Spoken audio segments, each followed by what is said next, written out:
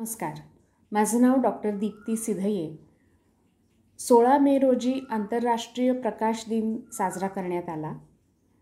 त्यानिमित्ताने लिहिलेल्या लेखाचं मी वाचन करीत आहे. हा लेख सकाळ वृत्तपत्राच्या सर्व आवृत्त्यांमध्ये संपादकीय पानावर प्रकाशित झाला. प्रकाशनाची तारीख 25 मे 2025 शनिवार.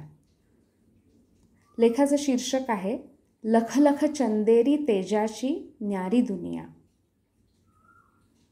नुकत्यातच म्हणजे 16 मे रोजी आंतरराष्ट्रीय प्रकाश दिन साजरा करण्यात आला.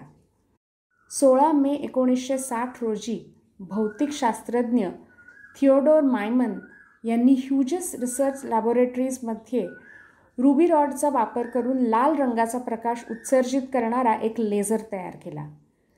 युनेस्कोने या अभूतपूर्व शोधाचे स्मरण करण्यासाठी दरवर्षी या पहिल्या ऑपरेशनल म्हणजेच काम करणाऱ्या लेझरच्या निर्मितीचा दिवस अर्थात 16 मे आंतरराष्ट्रीय प्रकाश दिन म्हणून घोषित केला.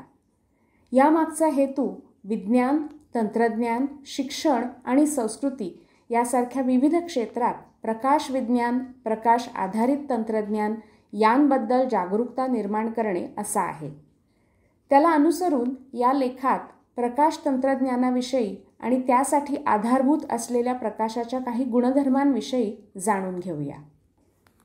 प्रकाशाची द्वैत सिंफनी, तरंग आणि कण. परिस्थितीनुसार प्रकाश कधी एखाद्या लहान गोळीसारखा वागतो, याला म्हणायचं कणस्वरूप किंवा पार्टिकल नेचर. तर कधी प्रकाश एखाद्या लाटेसारखा वागतो, ह्याला म्हणायचं तरंग सदृश किंवा वेव्ह नेचर ऑफ लाईट. थोडक्यात प्रकाशाचे स्वरूप विद्युत चुंबकीय तरंग सदृश म्हणजे इलेक्ट्रोमॅग्नेटिक वेव्ज सारखे, तसेच कणसदृश म्हणजेच पार्टिकल नेचर असे दुहेरी किंवा द्वैत असते. विद्युत चुंबकीय तरंग यांत्रिक तरंगांपेक्षा वेगळे असतात.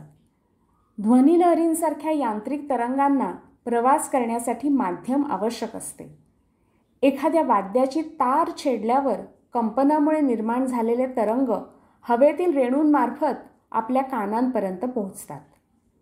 कुठलेही माध्यम नसलेल्या निर्वात पोकळीतून ध्वनी तरंग प्रवास करू शकत नाहीत. म्हणूनच अंतरिक्षातून कुठलाही आवाज आपल्यापर्यंत पोहोचू शकत नाही.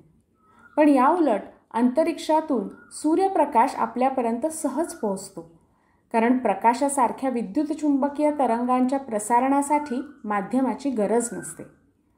ते माध्यमातून तसेच माध्यमाविना प्रसारित होऊ शकतात. हे झालं प्रकाशाच्या तरंग स्वरूपाविषयी. क्वांटम सिद्धांत वापरून प्रकाशाचे कणस्वरूप स्थापित केले गेले आहे. यानुसार फोटॉन हे प्रकाशाचे ऊर्जावाहक कण आहेत. फोटॉनना वस्तुमान नसते आणि ते प्रकाशाच्या वेगाने म्हणजे तब्बल 3 लाख किलोमीटर प्रति सेकंद इतक्या वेगाने प्रवास करतात. फोटोइलेक्ट्रिक प्रभाव यांसारखे प्रभाव प्रकाशाच्या कणस्वरूपी असण्यावर अवलंबून आहेत. प्रकाश विज्ञान व प्रकाश तंत्रज्ञान अभ्यासताना प्रकाशाचे स्वरूप लक्षात घेणे महत्त्वाचे असते. अनंत हस्ते प्रकाशाने, देता किती घेशील दोन कराने. प्रकाशाचे आपल्यासाठी अनंत उपयोग आहेत. त्यातील काही निसर्गनिर्मित प्रणालींशी तर काही मानवनिर्मित प्रणालींशी निगडीत आहेत. पहिल्यांदा बघूया प्रकाशाचे निसर्गनिर्मित प्रणालींशी निगडीत उपयोग. सूर्यप्रकाश हा पृथ्वीवरील जीवनासाठी ऊर्जेचा प्राथमिक स्रोत आहे, जो प्रकाश संश्लेषणासारख्या प्रक्रियांना चालना देतो. या प्रक्रियेद्वारे वनस्पती अन्न तयार करतात. त्यामुळे शाकाहारी प्राण्यांच्या आणि त्यांच्यावर अवलंबून असलेल्या मांसाहारी प्राण्यांच्या जगण्यासाठीही प्रकाश गरजेचा आहे. आपल्या पाहण्याच्या क्षमतेसाठी आणि त्याद्वारे जगाचे आकलन होण्यासाठी प्रकाश आवश्यक आहेच. त्याचबरोबर प्रकाश आपल्या सर्कॅडियन रिदम अर्थात सर्कॅडियन लयीवर देखील प्रभाव पाडत असल्याने झोप आणि मनस्थितीवर परिणाम करतो. तारे आणि अवकाशातील अन्य खगोलीय वस्तूंच्या रचना आणि संरचनेबद्दल माहिती मिळवण्यासाठी त्यांच्याकडून उत्सर्जित होणारा प्रकाश उपयोगी ठरतो. प्रकाशाचे मानवनिर्मित प्रणालींशी निगडित उपयोग आता आपण बघूया. या संदर्भात ऑप्टिक्स आणि फोटॉनिक्स या 2 संज्ञा महत्त्वाच्या आहेत. यातील ऑप्टिक्स हे जास्त व्यापक क्षेत्र आहे जे प्रकाशाच्या वर्तनाचा आणि गुणधर्मांचा अभ्यास करते. तर फोटॉनिक्स फोटॉन किंवा प्रकाश कणांच्या विज्ञान आणि तंत्रज्ञानावर लक्ष केंद्रित करते. अगदी सोप्या शब्दात सांगायचं तर ऑप्टिक्स जणू एखाद्या गुप्तहेरासारखे प्रकाशावर पाळत ठेवून असते. प्रकाश कसा कार्य करतो, तो आरशाला आदळून कसा परततो, रिफ्लेक्शन ज्यामुळे आपल्याला आपले प्रतिबिंब दिसते, तो हा फेनॉमेनन. हवेतून पाण्यात सूर मारताना तो कसा वागतो, याचाच अर्थ रिफ्रॅक्शन, ज्यामुळे पाण्यात ठेवलेली पेन्सिल वाकडी दिसते. प्रिझममधून जाणारा अतरंगी पांढरा प्रकाश आपले सप्तरंग कसे दाखवतो, याचाच अर्थ डिस्पर्शन. ज्या प्रकारे सूर्यप्रकाश पावसाच्या थेंबांच्या प्रिझममधून गेल्यावर किंवा लोलकामधून गेल्यावर आकाशात इंद्रधनुष्य अवतरते. या सगळ्या गोष्टींचा अभ्यास ऑप्टिक्समध्ये होतो. लेन्स, आरसे, प्रिझम इत्यादी निष्क्रिय ऑप्टिकल घटकांचा म्हणजेच पॅसिव्ह ऑप्टिकल कॉम्पोनंट्सचा वापर करून प्रकाश हाताळणे आणि नियंत्रित करणे हे सर्व ऑप्टिक्सच्या अंतर्गत येते. चष्मा, दुर्बिणी, सूक्ष्मदर्शक, कॅमेरे आणि वैद्यकीय क्षेत्रातील काही सामान्य इमेजिंग प्रणाली या सर्वांचा समावेश ऑप्टिक्समध्ये होतो. फोटॉनिक्स म्हणजे आपण वीज वापरतो तसा प्रकाश वापरणे किंवा विद्युत प्रवाहातील इलेक्ट्रॉन या कणांऐवजी फोटॉन या कणांचा वापर करणे.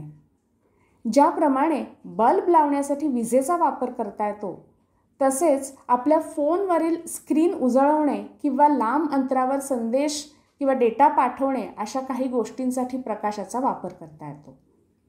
म्हणजेच प्रकाशाचा वापर ऊर्जा तसेच माहिती वाहून नेण्यासाठी केला जातो. तुमच्या फोन, TV आणि संगणकाच्या पडद्यावर तुम्ही एखादी प्रतिमा पाहता, लांब अंतरावरून पाठवलेला ऑनलाईन व्हिडिओ पाहता. हे सर्व डिस्प्ले तसेच हाय स्पीड डेटा ट्रान्सफर या क्षेत्रातील काम फोटॉनिक्समुळे शक्य होते. पारंपरिकपणे इलेक्ट्रॉनिक्सचा वापर करून केलेली कार्य करण्याच्या क्षमतेमुळे फोटॉनिक्सकडे इलेक्ट्रॉनिक्सचा उत्तराधिकारी म्हणून बघितले जाते. विविध क्षेत्रांमध्ये तंत्रज्ञानाला आकार देण्यात आणि नव उपक्रमांना चालना देण्यात सध्या ऑप्टिक्स आणि फोटॉनिक्स प्रमुख भूमिका बजावत आहेत. वैद्यकीय क्षेत्र, दूरसंचार, उत्पादन, कला क्षेत्र, सुरक्षा यासह विविध क्षेत्रात ऑप्टिक्स आणि फोटॉनिक्सचा वापर केला जातो आहे. तसेच यासाठी वैशिष्ट्यपूर्ण गुणधर्म असलेल्या नवीन ऑप्टिकल पदार्थांचा विकासही केला जात आहे. या विषयाची व्याप्ती प्रचंड मोठी आहे. यादी करायची ठरवली तर एक मोठी जंत्री तयार होईल. त्या सर्वांची माहिती या एका लेखात सामावणं अशक्य आहे. प्रकाशाच्या असंख्य अनुप्रयोगांपैकी म्हणजेच ॲप्लिकेशन्सपैकी आंतरराष्ट्रीय प्रकाश दिनाच्या स्थापनेसाठी कारणीभूत ठरलेल्या लेझरची थोडी माहिती घेऊया. लेझर, LASER हे संक्षिप्त रूप आहे light amplification by stimulated emission of radiation याचं. सर्व दिशांना प्रकाश सोडणाऱ्या नियमित प्रकाश स्रोतांपेक्षा लेझर वेगळा असतो, कारण येथे अरुंद, केंद्रित, विशिष्ट तरंग लांबीचा अधिक तेजस्वी, शक्तिशाली प्रकाश किरण निर्माण होतो. हा किरण जास्त न पसरता खूप लांबपर्यंत जाऊ शकतो. याविरुद्ध फ्लॅशलाईटचा प्रकाश खूप पसरतो आणि त्यामुळे क्षीण होत जातो.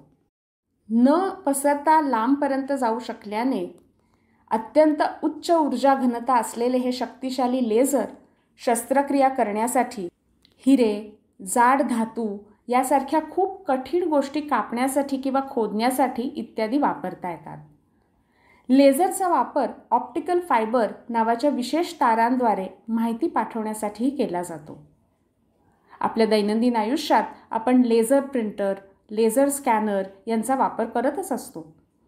अशा प्रकारे वैद्यकीय क्षेत्रापासून ते दूरसंचार क्षेत्रापर्यंत आणि उत्पादनापासून ते संशोधनापर्यंत विविध क्षेत्रात लेझर वापरले जातात. प्रकाशाचे सर्व गुणधर्म माणूस पूर्वापार आपल्या दैनंदिन जीवनात अनुभवत आलाच आहे. उदाहरणार्थ सूर्योदयापासून सूर्यास्तापर्यंत आपल्याला मोहवणाऱ्या आकाशातील रंगछटा हा प्रकाशाच्या गुणधर्मांचाच परिपाक असतो. प्रकाशावर आधारित तंत्रज्ञानामुळे आधुनिक युगही अधिकाधिक प्रकाशमय होत आहे. काळ बदलला तरी प्रकाशाचा आपल्या जीवनाचा अविभाज्य भाग असणं किंबहुना प्रकाशाविना आपलं अस्तित्व अशक्य असणं हे शाश्वत सत्य आहे.